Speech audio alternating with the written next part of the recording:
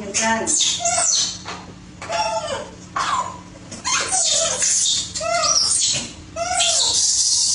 Có cả câu mừ, cả câu mừ vậy.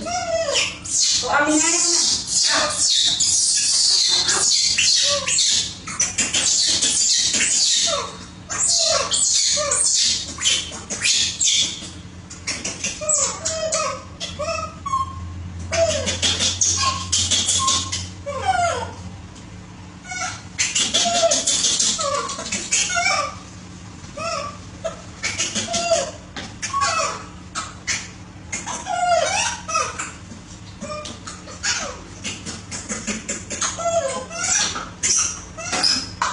con đã nhé.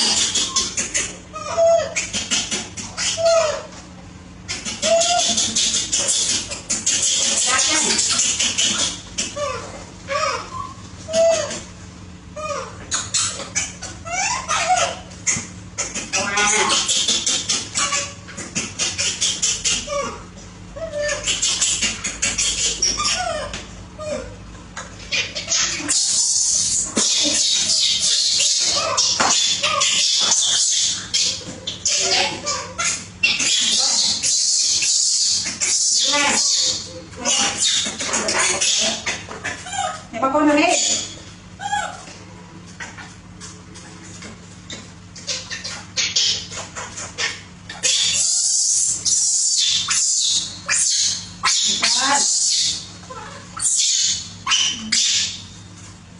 Viên nào viên.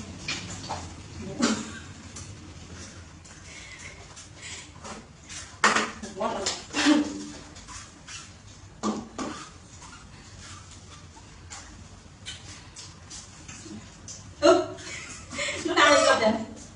Ngọt bật lại. Bật lập.